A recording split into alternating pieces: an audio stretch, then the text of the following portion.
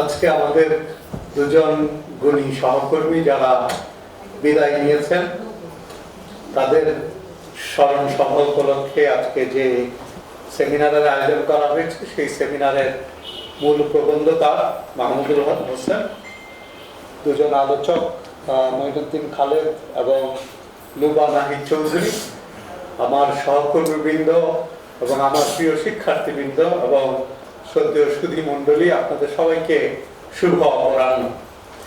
তো ইতিমধ্যে বলা হয়েছে যে রমজান মাসের এই সময়টা যারা রোজা রাখেন তাদের জন্য খুব ক্লান্তিকর সময়, কিন্তু যেহেতু ইফতারের এখন অনেক সময় বাকি, তা আমার মনে হয় যে আমরা কিছুটা আলোচনা করতে পারি। তো আজকের দিনটা আমার জন্য অন্যান্য দিনের চাইতে একটু বেশি বিষাদময়। কেন বিষাদময়? এক হচ্ছে যে দুজন সহকর্মীর স্মরণ সভা করতে হচ্ছে, তার আগে আমার সকালটা শুরু হয়েছে আমার প্রিয় শিক্ষক এবং ঢাকা বিশ্ববিদ্যালয়ের একজন শ্রদ্ধেয় শিক্ষক অধ্যাপক সাখাওয়াত আলী খানের জানাজা করার মধ্য দিয়ে আজকে আমরা দিনটা শুরু করছি। তো সেই দিক থেকে প্রিয় শিক্ষকের বিদায়ে একটা বিষাদময় দিন। তারপরেও আমরা আজকে যে স্মরণ সভা আয়োজন করেছি, স্মরণ সভার উদ্দেশ্য কি? এখানে একটা সেমিনার হয়েছে, সেমিনারে অনেকগুলো কথা এসছে, যে আলোচনা এসছে। আমার মনে হয় যে এই স্মরণ সভাগুলো আমরা আয়োজন করি যে গুণী মানুষের কর্ম থেকে শেখার জন্য, যে বিশেষ করে আমাদের শিক্ষার্থী যারা এখানে আছে তাদের জন্য এটা অনেক বেশি শিক্ষণীয় যে দুজন চলচ্চিত্র নির্মাতা। আমি জানি না বর্তমান শিক্ষার্থীরা হায়দার রিজভীকে কতটুকু পেয়েছিলেন আমি জানি না, হয়তো জাহিদুর রহমানকে পেয়েছিলেন ওনারা। তো আমি দুজনের সম্পর্কেই বলবো, কারণ দুজনের সাথে আমার একটা অন্যরকম সম্পর্ক ছিল। তো এবং দুজনের সাথে আমার পরিচয় হয়েছে 2012 সালের পরে। এক যুগ আমি তাদের সাথে নিবিড়ভাবে কাজ করেছি। তো 2012 সালে যখন আমরা এই টেলিভিশন ফিল্ম ফটোগ্রাফি ডিপার্টমেন্টটা করার পরে আপনারা জানেন যে ঢাকা বিশ্ববিদ্যালয়ে তো চলচ্চিত্র পড়ানোর মতো শিক্ষকের সংকট ছিল। তো আমার একটা কাজ ছিল হচ্ছে যে চলচ্চিত্রের ভালো শিক্ষকদেরকে খুঁজে বের করা, এবং আমার একটা বায়াস বলতে পারেন যে যারা চলচ্চিত্র নির্মাণ করে এবং পাশাপাশি বিদেশি ডিগ্রি যাদের আছে তাদের প্রতি আমার একটা বায়াস সবসময় আছে, এইটা এখনো আছে। আমি চেষ্টা করি যখন শিক্ষক হায়ার করি তখন ওই জায়গাটা দেখার চেষ্টা করি। তো আমি প্রথমে রিজভী ভাইয়ের কথাটা বলি যে একদিন আমাদের প্রয়াত উপাচার্য অধ্যাপক আরিফিন সিদ্দিক আমাকে ফোন করে বললেন যে তুমি তো শিক্ষক খুঁজছো, চলচ্চিত্র তোমার বিভাগ নতুন বিভাগ পেয়েছে, তো আমার কাছে একজন চলচ্চিত্র নির্মাতা চলচ্চিত্র নিয়ে কাজ করেন এসছেন, তো তুমি তার সাথে, যেহেতু প্রফেসর আরিফিন সিদ্দিক সরাসরি আমার শিক্ষক ছিলেন, ক্লাসরুম শিক্ষক ছিলেন, উনি তুমি করেই বলতেন আমাকে, তো তুমি ওনার সাথে একটু কথা বলতে পারো। তা আমি বললাম স্যার আপনি ওনাকে পাঠিয়ে দেন, এবং পরিচয় দিলেন আমাকে। তা আমি হায়দার রিজভীকে ওইভাবে চিনি না, কিন্তু তার ভাইকে আমি চিনি, গওহর রিজভী ভাইয়ের সাথে আমার আগে কথা হয়েছে। তো বললো যে গওহর রিজভী ওনার ভাই এবং হায়দার রিজভী। তো রিজভী ভাই যথারীতি, আমরা তখন আমার প্রাক্তন কোনো শিক্ষার্থী এখানে আছেন, আমরা তখন নিচতলায় অনেকটা গারাজের মধ্যেই আমাদের বিভাগের অফিস। তো সেইখানে রিজভী ভাই আসলেন। আসার পরে আমি রিজভী ভাইয়ের সাথে কথা বললাম। আপনারা জানেন যে রিজভী ভাই পোল্যান্ডের একটা বিখ্যাত ফিল্ম স্কুলে পড়াশোনা করেছেন, তারপরে একসময় বিটিভিতে কাজ করেছেন। তো কথাবার্তা বলে আমার মনে হলো যে এইরকম একজন শিক্ষককে আমি খুঁজছিলাম, এবং উনি যখন কথা বলতেন চলচ্চিত্র নিয়ে, যে আমার মনে হতো যে কোথায় যেন উনি হারিয়ে যেতেন, যে চলচ্চিত্রের মধ্যে কথা বলতে বলতে এমন এক জায়গায় যেতেন। এবং এই যে এখনো যারা প্রাক্তন শিক্ষার্থীরা আছে তারা জানে যে তাদের কেউ ফিল্ম মেকার হয়েছে। এই ফিল্ম মেকার হওয়ার ক্ষেত্রে রিজভী ভাইয়ের পড়ানোর পাশাপাশি তার যে out of the class council, যে শুধু ক্লাসরুমের মধ্যে না, ক্লাসরুমের বাইরে একটা ছেলে বা মেয়েকে চলচ্চিত্রের দিকে ধাবিত করা, এবং তার চিন্তা এবং মননে চলচ্চিত্র বিষয়টাকে ধারণ করার যে শক্তি অর্জন করা, সেক্ষেত্রে রিজভী ভাই ছিলেন আমি বলবো অনন্য। তবে পাশাপাশি শিক্ষক হিসেবে উনি অনেক কড়া শিক্ষকও ছিলেন, যে শিক্ষার্থীদের তার খাতায়, অনেকে আমাকে কড়া শিক্ষক বলে যে আমার খাতায় নম্বর পাওয়া কঠিন, কিন্তু রিজভী ভাইয়ের কাছে মানে ফিল্ম মেকিং এ বা ডিরেকশনে ভালো নম্বর পাওয়া আসলে খুব চ্যালেঞ্জিং ছিল। কেন চ্যালেঞ্জিং ছিল? কারণ উনি অনেক উচ্চ মাত্রার যে আউটপুট সেটা আশা করতেন ছেলে মেয়েদের কাছ থেকে। কারণ উনি সবসময় যেটা বলতেন যে আমাদেরকে ভবিষ্যতের চলচ্চিত্র নির্মাণকারী তৈরি করতে হবে, এমন চলচ্চিত্র নির্মাণকারী তৈরি করতে হবে যারা ওয়ার্ল্ড সিনেমায় কন্ট্রিবিউট করতে পারবে। এই জায়গাটাই ছিল আমার এবং রিজভী ভাইয়ের একেবারে আমরা একমত ছিলাম। এবং রিজভী ভাই যেহেতু অন্য কোথাও চাকরি করতেন না, উনি অনেকটা ফ্রি ছিলেন, তো উনি এই বিভাগেই যেদিন আসতেন সকাল থেকে একেবারে সন্ধ্যা পর্যন্ত উনি বিভাগেই থাকতেন।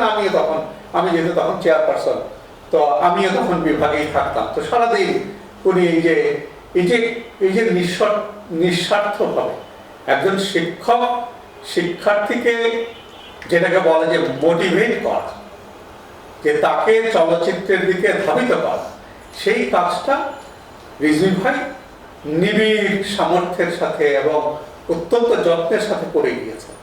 তো সেই কারণে আমি মনে করি যে রিজভী ভাই আমাদের বিভাগে এবং আমাদের শিক্ষার্থীদের মনে তার অবস্থান, যারা তার সংস্পর্শে এসেছিলেন, এই অবস্থানটা কখনো যাবে না। উনি আজীবনই রিজভী ভাই আমাদের মধ্যে থাকবেন, আর ওনার শিল্পকর্ম তো আছেই। তো এই হচ্ছে রিজভী ভাইয়ের সাথে আমার পরিচয়ের সূত্র। এখন আসি জাহিদুল অঞ্জনের ব্যাপারে। উনি অঞ্জন সাহেবের সাথে আমার পরিচয় তখন আমি একই সময়ে বাংলাদেশ সরকারের ঢাকা বিশ্ববিদ্যালয়ে টেলিভিশন ফিল্ম ডিপার্টমেন্ট হয়েছে, বাংলাদেশ সরকারের উদ্যোগে সিনেমা এবং টেলিভিশন ইনস্টিটিউট হয়েছে তখন। তো আমি তখন সিনেমা এবং টেলিভিশন ইনস্টিটিউটের প্রথম যে ফাউন্ডিং গভর্নিং বডি, সেই বডির আমি মেম্বার। তো সেই বডির মেম্বার হিসেবে যে ওইখানে যারা পড়াবে, চলচ্চিত্রের শিক্ষক নির্বাচন করা আমাদের একটা কাজ ছিল। আমি যেহেতু একাডেমিয়া থেকে রিপ্রেজেন্ট করেছি, তো তখন শিক্ষক হিসেবে আমরা অনেকের সাথে জাহিদুল অঞ্জনকেও আমরা তখন ওইখানে, উনি জাহিদুল অঞ্জন স্ট্যামফোর্ডের শিক্ষক ছিলেন, কিন্তু পাশাপাশি বিসিটিআইতেও উনি পড়ানো শুরু করেন। তারপরে সেই জায়গা থেকে ওনার সাথে আমার যে পরিচয়, এবং আমার সৌভাগ্য হয়েছিল তার যে মেঘমল্লার সিনেমাটি, যেই জুরি বোর্ড তাকে শ্রেষ্ঠ চলচ্চিত্রের পুরস্কার দিয়েছিল প্রথমে যৌথভাবে, সেই জুরি বোর্ডের আমি একজন সদস্য ছিলাম, ন্যাশনাল ফিল্ম অ্যাওয়ার্ডের। তো এবং সেই জুরি বোর্ডের ঘটনাও অত্যন্ত চমৎকার। কারণ হচ্ছে যে এই জুরি বোর্ডে তখন জুরি বোর্ডের যে গঠন, অনেকেই আমরা জানি কিনা, জুরি বোর্ডে একাডেমিশিয়ান থাকেন, চলচ্চিত্র নির্মাতারা থাকেন, প্রযোজকরা থাকেন, শিল্প সাহিত্যের অনেকেই থাকেন। তো সেই জুরি বোর্ডে আপনার এই যে নন কমার্শিয়াল সিনেমা, যে জাহিদুল অঞ্জনের যে সিনেমা, সেই সিনেমাটা তো কমার্শিয়াল ধরার সিনেমা না, সেই নন কমার্শিয়াল সিনেমাকে পুরস্কার দেওয়া, এটা একটা বড় চ্যালেঞ্জ। তো সেইখানে বেশ বাক বিতণ্ডা হয়েছিল, এবং সেইখানে আমার ভূমিকা ছিল অনেকটা মধ্যস্থতাকারী, যে মেইন স্ট্রিম এবং অল্টারনেটিভ ফিল্ম ঘরানার মধ্যে একটা মধ্যস্থতা করার চেষ্টা করেছি আমরা। এবং জাহিদুল অঞ্জন যে চলচ্চিত্রটা বানিয়েছেন মেঘমল্লা, সেটা নিয়ে তো মঈনুদ্দিন খালেদ ভাই কথা বলেছেন, লুভা আপা কথা বলেছেন, প্রবন্ধকার লিখেছেন, আমি খুব ডিটেলসে সেখানে যাব না।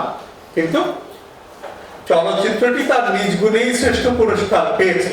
তো এখন এই যে দুজন চলচ্চিত্র নির্মাতা, তারপরে তার সাথে আমার আরো নিবিড় সম্পর্ক হয়েছে। যেমন আমি যখন চলচ্চিত্র অনুদান কমিটিতে ছিলাম, তখন উনি স্ক্রিপ্ট জমা দিয়েছেন বিভিন্ন সময়ে। একবার হলো এই যে চাঁদের আমাবস্যা স্ক্রিপ্টটা উনি যখন জমা দিলেন, সেই বছর আমরা ওনাকে অনুদান দিতে পারিনি। তো উনি খুব মনক্ষুণ্ণ হয়েছিলেন, খুব দুঃখ পেয়েছিলেন। তা আমি ব্যক্তিগতভাবে ওনাকে বলেছিলাম যে পরবর্তী অনুদান কমিটিতে যদি আমি থাকি শক্তভাবে, তখন আপনার এই বিষয়টা, এই স্ক্রিপ্টের বিভিন্ন দিকগুলো তখন আমরা আরো জোরালোভাবে আলাপ করব। এবং সৌভাগ্যের বিষয় যে পরবর্তী জুরি বোর্ডে আমরা তাকে কিন্তু সর্বোচ্চ অনুদান দিতে পেরেছিলাম। যে সরকার খুব সম্ভবত ৭৫ লাখ টাকা, এটা বাংলাদেশের চলচ্চিত্র অনুদানের ইতিহাসে সবচেয়ে বড় অনুদানগুলোর একটি, এই যে চাঁদের আমাবস্যা সিনেমাটা করার জন্য আমরা সেটা দিয়েছিলাম। আমি 1 মিনিট একটু থামছি, আজানটা হয়ে যাক, তারপরে আমি শুরু করব।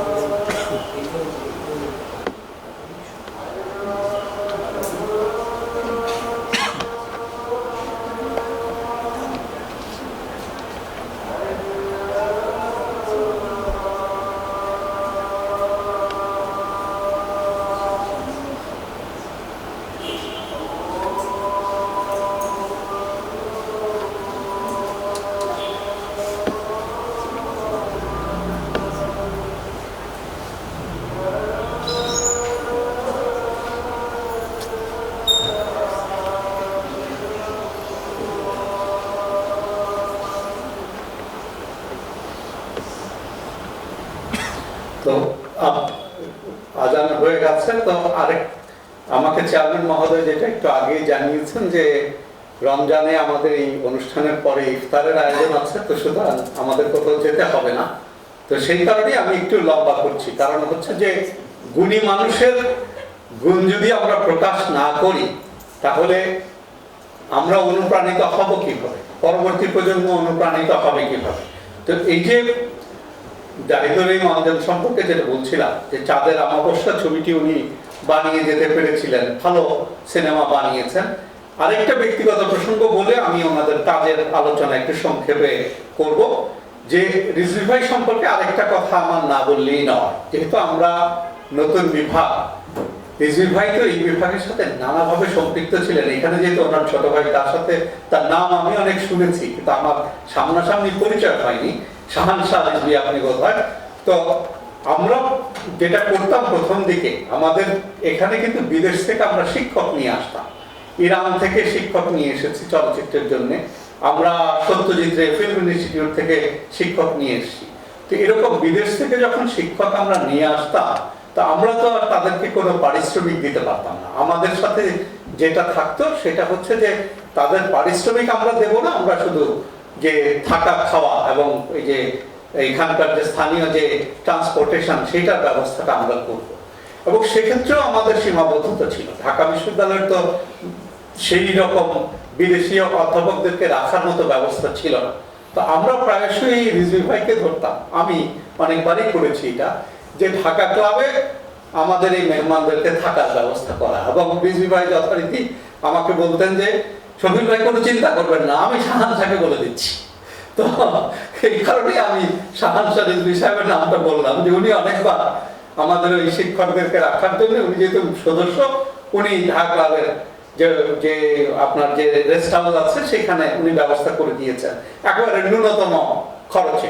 কারণ ঢাকা ক্লাবের ওইটা মেম্বাররা যদি ভাড়া নেন খুব কম খরচে নেওয়া যায়।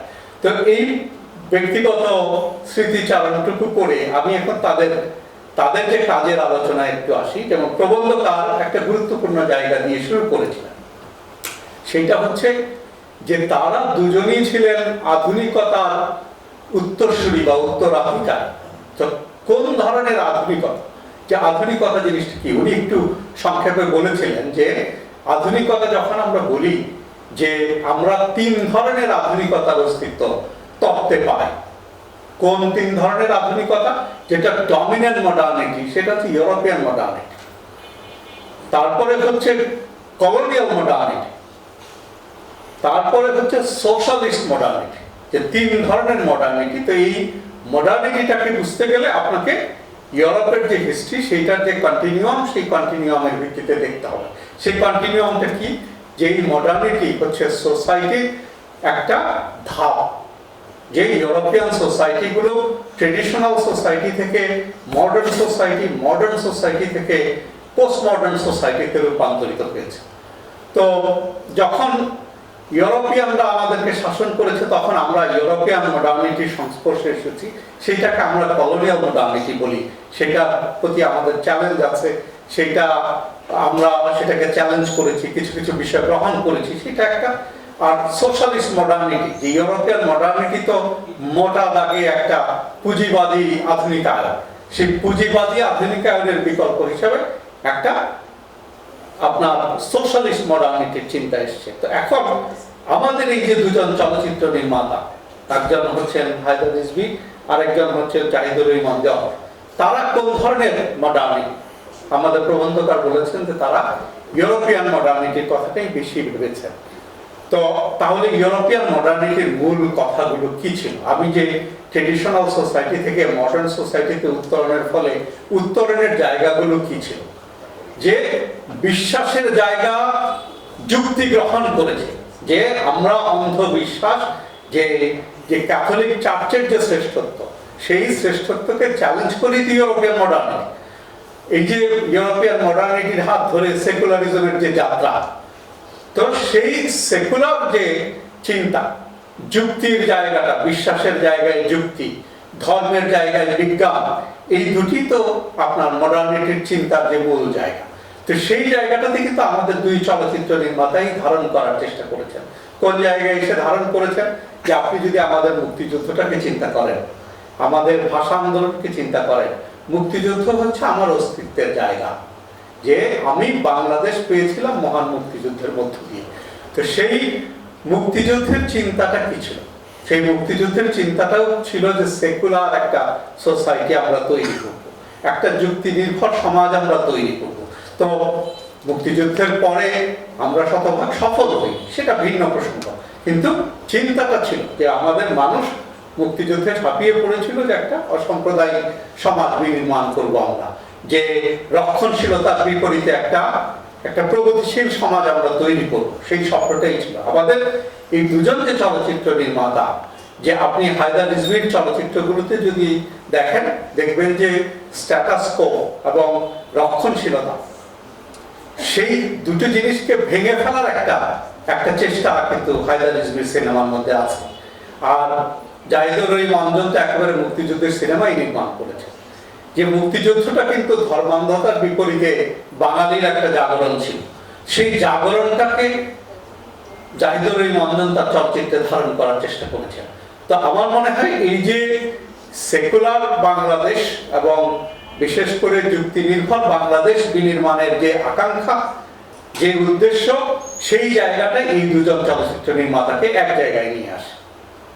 আর আরেকটা জায়গায় তাদের গভীর মিল, এবং যেটা আমি মনে করি যে আমাদের যারা চলচ্চিত্রে যারা ছেলে মেয়ে তাদেরও শেখার বিষয়। এটা তো শেখার বিষয় যে চলচ্চিত্র যখন আমি নির্মাণ করব, আমার তো একটা ফিলসফি থাকতে হবে। আমি তো শুধু মানি মেক করার জন্য চলচ্চিত্র বানাবো না, আমি তো সমাজ পরিবর্তনের জন্য, সমাজকে একটা দিক নির্দেশনা দেওয়ার জন্য আমি চলচ্চিত্র নির্মাণ করব। এটাই কিন্তু ছিল প্রফেসর হায়দার রিজভী এবং প্রফেসর জাহিদুর রহিম অঞ্জনের মর্ম কথা। তো দ্বিতীয় যে জায়গাটায় তাদের যে মিলের জায়গা, সেটা হচ্ছে যে আপনারা দুজনের চলচ্চিত্রগুলোতেই দেখবেন যে অ্যাডাপ্টেশন করার যে একটা ছক, যে প্রখ্যাত সাহিত্য কর্মকে চলচ্চিত্রে রূপান্তর করা, এটা অত্যন্ত একটা চ্যালেঞ্জিং কাজ। এবং বিশেষ করে যারা আমাদের শিক্ষার্থী আছে, যারা নতুন ভাবে চলচ্চিত্র নির্মাণ করতে চায়, অনেক সময় তাদের গল্প খুঁজে পাওয়ার ক্ষেত্রে অনেক কঠিন হয়। তো যে আমাদের যে এক্সিস্টিং যে লিটারেচার আছে, সেই লিটারেচার এখানে একটা অনুপ্রেরণা হিসেবে কাজ করতে পারে। এবং জাহিদুর রহিম অঞ্জন এবং হায়দার রিজভী, ওনাদের ছবিগুলো যদি আমরা বারবার দেখি, তাহলে কিভাবে একটা সাহিত্য কর্মকে চলচ্চিত্রের রূপ দেওয়া যায়, সেইটা কিন্তু এই চলচ্চিত্রগুলো থেকে আমাদের শেখার আছে। তা আমি আর বিস্তারিত আলাপ করি না, ওনারা দুজন আলোচক আলাপ করেছেন, প্রবন্ধকার করেছেন, অন্য আরেক সময় আলাপ করা যাবে। কারণ আমিও তো, যেটা মইনুদ্দিন খালেদ ভাই বলেছেন, আমিও শিক্ষক, আমি যদি কথা বলতে শুরু করি, আর আমি তো 3 ঘন্টার ক্লাস নেই, তুমি 1.5 ঘন্টা নেন, আমি নেই 3 ঘন্টা, তো 3 ঘন্টা কিন্তু পার করে দেওয়া সম্ভব। তো যাই হোক, তো আমি শেষ করি এই বলে যে দুজন ছিলেন যাদের কর্ম নিয়ে আলোচনা করেছি আমরা, তাদের স্মৃতির প্রতি গভীর শ্রদ্ধা নিবেদন করি এবং তাদের প্রতি ঢাকা বিশ্ববিদ্যালয়ের চলচ্চিত্র, ফটোগ্রাফি এবং টেলিভিশন বিভাগ কৃতজ্ঞ। তাদের পরিবারের, রিজভী ভাইয়ের পরিবারের সদস্যদেরকে আমি দেখতে পাচ্ছি, তারা যে কষ্ট করে আমাদের সাথে যুক্ত হয়েছে, সেই জন্য তাদের প্রতি কৃতজ্ঞতা জানাচ্ছি এবং তাদেরকে আমরা বলতে চাই। এবং আমি জানি না অঞ্জন ভাইয়ের কেউ যদি এখানে থাকেন, আমার জানা মতে ওনার পরিবারের কেউ এই মুহূর্তে নাই, কিন্তু তারপরে আমি বলবো যে তার পরিবারের আছেন, আচ্ছা, তার পরিবারের সদস্য আছেন, তাদেরকেও বলবো যে তারা, জাহিদুর রহিম অঞ্জন এবং হায়দার রিজভী, তারা দুজন আমাদের সাথে ছিলেন, আমাদের পরিবারের সদস্য ছিলেন। আপনারাও আমাদের পরিবারের সদস্য। তারা নেই, কিন্তু আপনারা আসবেন, বিভাগের যে কোনো অনুষ্ঠানে আপনারা আমাদের সাথে সম্পৃক্ত হবেন। বিভাগের একজন সদস্য হিসেবে আমাদের শিক্ষার্থী এবং আমাদের সহকর্মীরা আপনাদেরকে সবসময় বরণ করে নেবে। আপনারা এই বিভাগটাকে তাদের বিভাগ, তারা অত্যন্ত যত্নের সাথে আমাদের ছেলে মেয়েদেরকে তৈরি করার চেষ্টা করেছেন। তো সেই কারণে আমি মনে করি যে আপনারাও যদি এই বিভাগের সাথে সম্পৃক্ত থাকেন, আমি অন্তত ব্যক্তিগতভাবে কৃতজ্ঞ থাকবো আপনাদের প্রতি। তো এই কয়েকটি কথা বলে এবং আমার শিক্ষার্থীদের প্রতি আহ্বান জানিয়ে যে গুণী মানুষের যে চলচ্চিত্র ভাবনা, তাদের যে দর্শন, সেই দর্শন এবং চলচ্চিত্র ভাবনাকে ধারণ করে আমরা যে বিকল্প ধারার যে চলচ্চিত্র, যেই চলচ্চিত্রের স্বপ্ন এই দুজন নির্মাতা দেখেছেন, দুজন শিক্ষক দেখেছেন, এই ধারাটাকে আমরা এগিয়ে নিয়ে যাব। চলচ্চিত্রকে সমাজ বদলের হাতিয়ার হিসেবে আমরা ব্যবহার করব, এই আশাবাদ ব্যক্ত করে এখানেই শেষ করছি। আপনারা সবাই ভালো থাকবেন, সুস্থ থাকবেন। সবাইকে ধন্যবাদ।